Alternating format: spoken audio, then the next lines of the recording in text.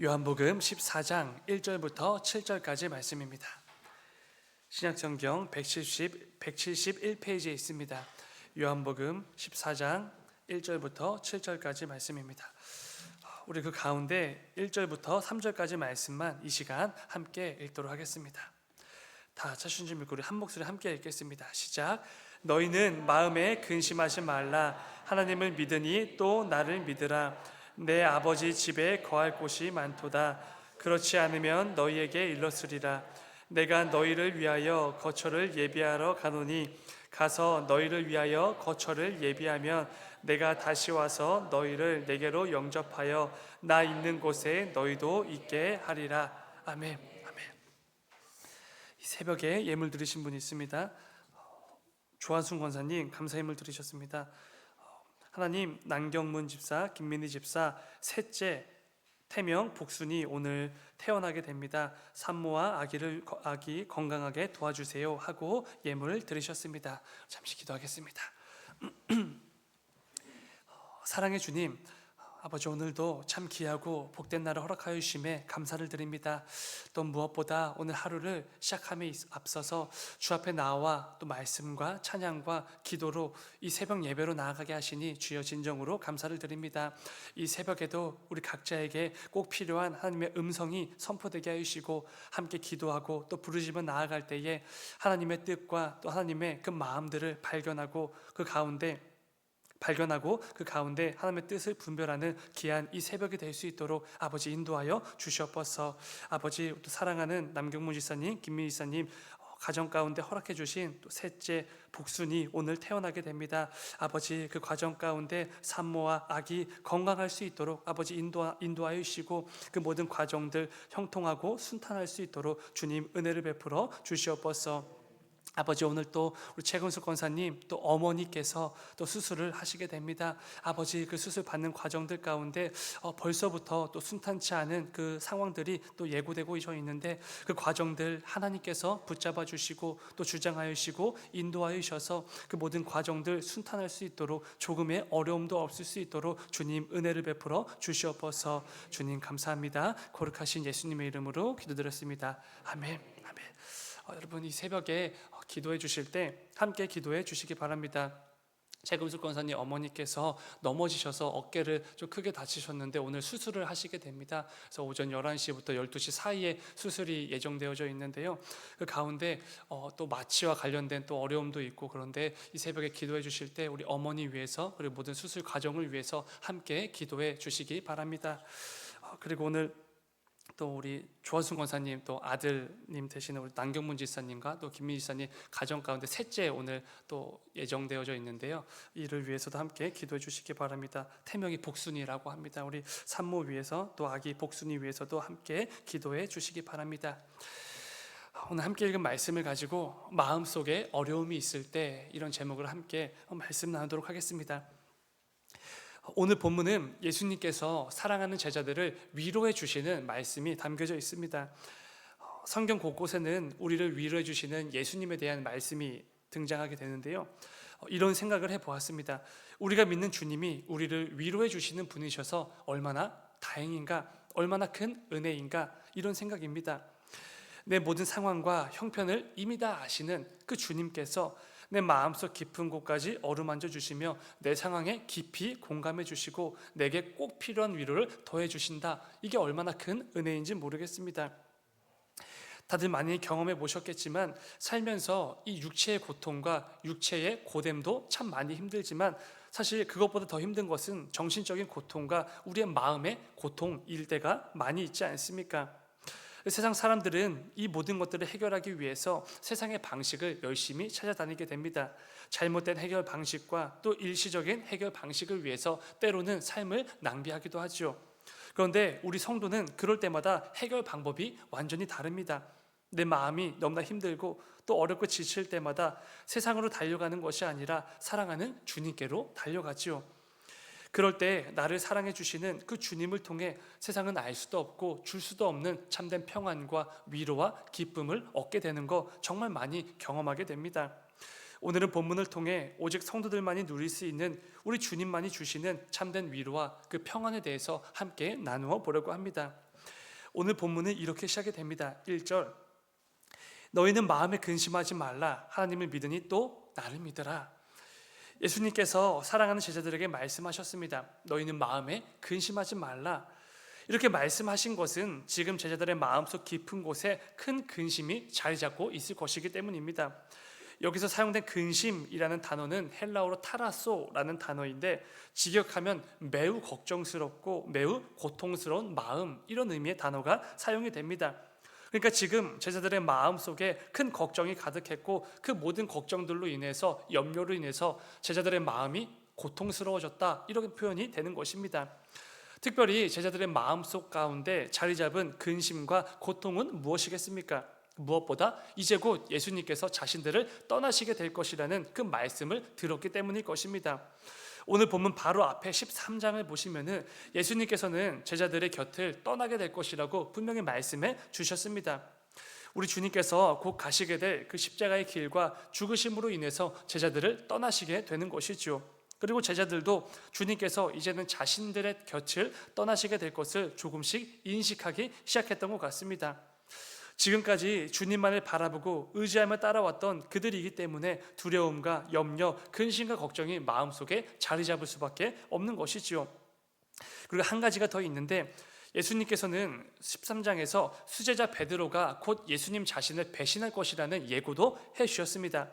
가장 열정적으로 또 충성을 다해 예수님을 따랐던 그 베드로가 예수님을 부인하게 될 것이라는 그 말씀을 예수님께서 하신 것이죠. 오늘 본문 요한복음에는 기록되지 않았지만 다른 복음서를 보면은 예수님께서 베드로의 부인에 대해서 말씀하실 때 이 말씀도 함께 말씀하신 것을 보게 됩니다. 한 구절만 보게 되면 마태복음 26장 31절입니다. 그때 예수께서 제자들에게 이르시되 오늘 밤에 너희가 다 나를 버리리라.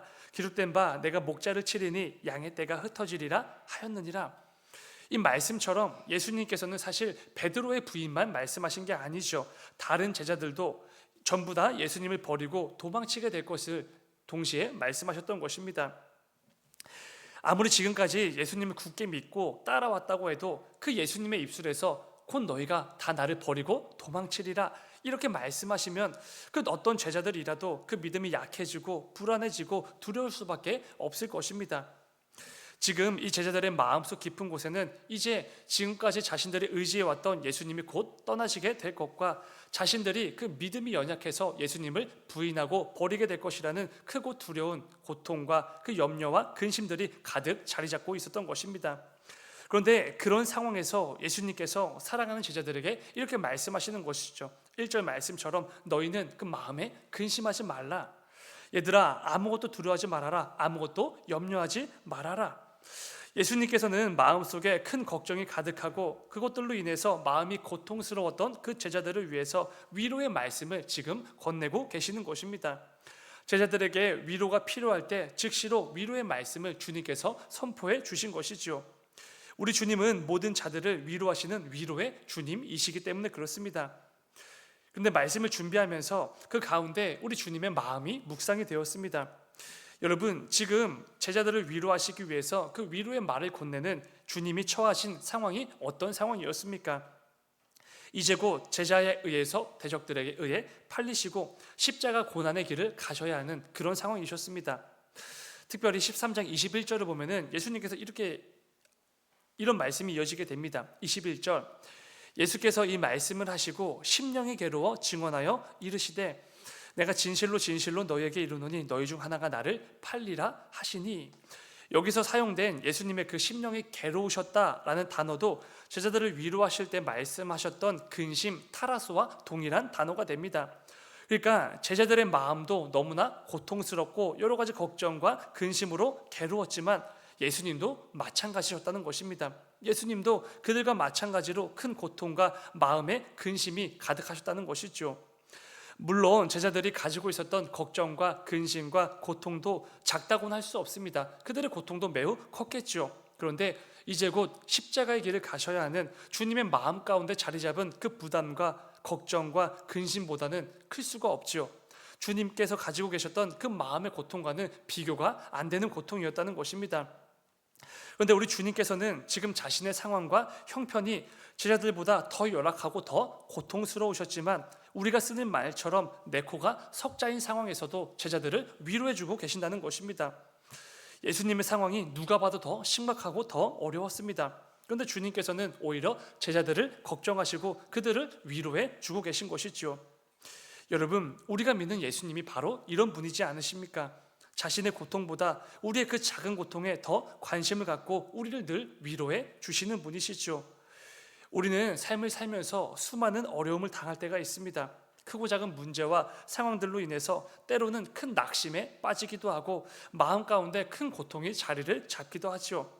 그런데 그때마다 반드시 기억하셔야 될 것은 그런 우리의 마음을 다 아시고 자신의 상황과 형편을 다 제쳐두고 우리를 위해 위로해 주시는 분이 계시다는 사실입니다. 이거를 절대로 잊으시면 안 되는 것이죠. 내가 내 모든 무거운 짐을 지고 나아가 그 주님께 다 아뢰고 다 내어 맡겨드릴 때 내 모든 짐을 대신 지시고 나를 위로해 주시는 주님이 정말로 계시다는 것입니다. 이것이 바로 이 땅을 살아가는 우리 성도들에게만 주어지는 놀라운 은혜지요. 제가 지난주에 결혼을 했었는데요. 결혼을 준비하면서 크고 작은 문제와 어려움들이 만났었는데 참 감사했던 것은 이 결혼 과정을 통해서 가족들이 저를 얼마나 사랑하는지를 다시 한번 깨닫게 되었다는 것입니다. 사실 어느 정도 알고는 있었지만 이렇게 클 줄은 몰랐던 건데요. 다들 이 가족들도 참 힘들고 어려운 시기들을 보내고 있습니다. 저도 잘 알고 있는데 그런데 가족분들이 정말 많은 큰 도움들을 주셨습니다. 근데 그때마다 하시는 말은 똑같았습니다. 더 많이 못해줘서 미안하다. 더 크게 도와줬어야 되는데 그러지 못해서 미안하다. 다들 이렇게 말씀해 주셨습니다. 어머니도 아버지도 또 누나들도 다른 친척 형들도 제가 생각하지 못했던 도움들을 정말 많이 주셨는데 그때마다 많이 도와주지 못해서 미안하다 늘 이렇게 말을 해주는 것을 보게 됩니다. 그런데 제가 정말로 잘 알거든요. 다들 상황이 굉장히 좋지 않아서 다들 힘들다는 것을 아는데 그런데도 그렇게 본인들도 힘들지만 많이 도와주면서도 오히려 저를 더 걱정해주고 위로해주는 그 말을 많이 들었습니다. 그 과정 속에서 저를 향한 이 가족들의 사랑이 얼마나 큰지 그리고 얼마나 감사한 것인지 다시 한번 경험하게 됩니다. 근데 오늘 말씀을 준비하면서 우리를 향한 예수님의 사랑이 바로 이런 것이지 않을까 생각이 됩니다. 예수님 자신의 상황이 분명히 더 어렵고 더 고통스러운 형편이셨습니다. 그런데 두려움에 갇힌 그 제자들을 위해서 오히려 그들을 위로해 주시는 예수님이시지요. 우리가 믿고 의지하는 분이 바로 그런 분이시라고 오늘 말씀이 분명히 가르쳐 줍니다.